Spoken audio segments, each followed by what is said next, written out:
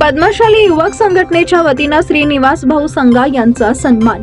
सोलापूर येथील पद्मशाली युवक संघटनेच्या वतीनं राजमल बोमडॅल मंगल कार्यालयात अखिल भारत पद्मशाली युवजन महासंगमच्या अध्यक्षपदी श्रीनिवास भाऊ संघा यांची निवड झाल्याबद्दल सत्कार समारंभ अत्यंत उत्साही वातावरणात पार पडला।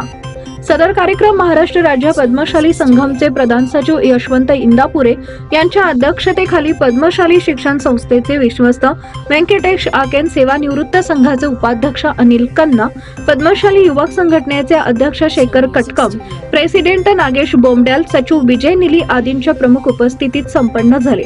प्रथम प्रेसिडेंट नागेश बोमडॅल यांनी सर्व उपस्थित मान्यवरांचं स्वागत केलं। त्यानंतर आदरणीय श्रीनिवास भाऊ संघा यांचा पुष्पहार, मोमेंटम आणि बुके देऊन मान्यवरांच्या हस्ते सत्कार करण्यात आला।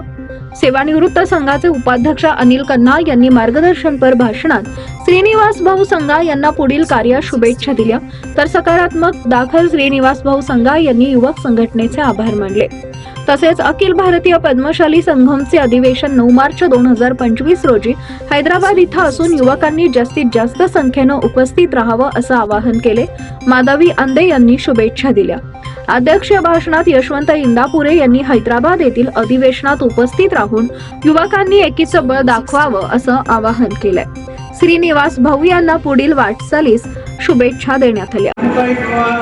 आयोजन केलेले प्रथम त्यावेळी युवक संघटनेच्या मार्गदर्शनाखाली सुधाराष्ट्र सोपे समजा आपले आमदार सुभाष देशमुख आणि गौरी सामंत जेवढ्या संघटना म्हणजे समुदाय युवक केलेत ना, त्या सर्वांना मार्गदर्शन पद्मशाली युवक संघटनेच्या वतीने केले जाते। त्याबद्दल आपण या सत्कार उपस्थित राहिल्याबद्दल सर्वांचं स्वागत करून युवजन अध्यक्षपद निवड झाल्याबद्दल तुम्ही मला इथं सत्कारला बोलवल्याबद्दल मी आपल्या सर्वांचा आभारी आहे। आज व्यासपीठावर उपस्थित आपले समाज ही खूप मोठी गोष्ट आहे, पण समाजात जागरूकता येण्यासाठी समाजातल्या प्रत्येक व्यक्तीचा तो जिम्मेदारी असतो। ज्यावेळेस आपण कुठल्याही क्षेत्रात असू द्या, आज जस्ट आत्ताच नानीजी म्हणले की आपल्या समाजावर ओबीसी साठी एसबीसीचा जो 2% आहे त्याच्यासाठी कोर्टात दावा चालू आहे। हा मागील 1.5 ते 2 वर्षापासून दावा चालू आहे। पण एखादी व्यक्ती समाजाचा मुद्दा घेऊन उभारलं तर त्याच्यासाठी समाजातला प्रत्येक मनुष्य जोपर्यंत त्याच्यासोबत उभारत नाही तो प्रश्न सुटत नाही।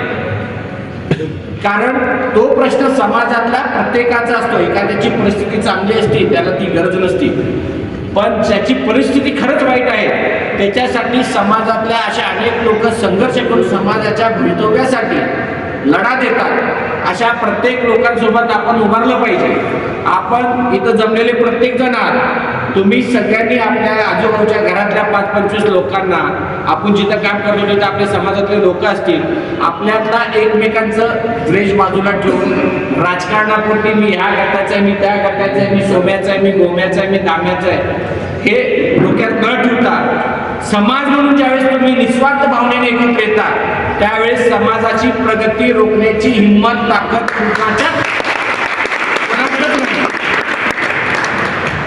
ही भावना प्रत्येक मनुष्याच्या मनात असलं पाहिजे। आणि इथं जमलेले प्रत्येकाला सांगतो, तुम्ही कितीही मोठं व्हा आणि जगातल्या कुठल्याही कोपऱ्याला जावा, तुम्ही त्या स्टेजला पोचल्यावर तुम्हाला विचारलं जाईल तुझं जात कुठली आहे, त्यावेळेस आपल्याला आपली जात सांगावं लागणार। त्यामुळं आपल्या जीवनात सगळ्यात महत्त्वाचं कुठलं असेल तर तो आपली जात आहे, कारण आपली आयडेंटिटी आहे। आपण हिंदू पद्मशाली, प्रत्येक जातीचं नाव घ्यायच्या की हिंदू हा उल्लेख येतोच, आपण सनातनी धर्माचे आहोत। सनातन धर्म काय सांगतो, आपले साधू संत लोक ज्यावेळेस आपल्या धर्माचा प्रचार करत होते, धर्माचा प्रचार करत असताना धर्मातल्या चांगले वाईट गोष्टी काय आहेत, बाबा समाजात प्रबोधन कसं वाढलं पाहिजे, देवपूजा केल्यावर कशी प्रबोधन केले पाहिजे, एखादा संकट आल्यावर आपण कसं एकत्र झालं पाहिजे, असे अनेक तपस्या करून येणाऱ्या पिढीसाठी त्यांनी काहीतरी देऊन गेलं। तसंच समाजात जन्मलेल्या प्रत्येक मनुष्याचं काहीतरी समाजाला देणं लागतं। आज इथं 4 ते 5 लाख लोकसंख्या आपल्या पद्मशाली समाजाचं आहे, 4 ते 5 लाख लोकसंख्या। आज युवक संघटना म्हणजे सोलापुरातले प्रत्येक युवक रोडावर आलं पाहिजे। कुठलाही राजकीय पक्ष असो किंवा कुठलाही फॅक्टरी असो किंवा कुठलाही इंडस्ट्रीज असो किंवा कुठलाही समाज असो, प्रत्येक समाजात महत्वाचा कोण व्यक्ती असेल तर तो युवक आहे. समाजाची दिशा ठरवणारा तो युवक आहे. वॉदरवाडीवाले लोक युवकांना मार्गदर्शन करतात. जर युवकच पुढे येत नसतील तर समाज पुढे जात नाही. आणि समाज कोणाच्या बापाचं नाही, समाज प्रत्येकाचा आहे. तळागाळातला व्यक्ती असो, जोपर्यंत तुम्ही समाज तुमचा समजत नाही तोपर्यंत समाजातल्या प्रत्येक व्यक्तीला माझा समाज ही जाणीवच होत.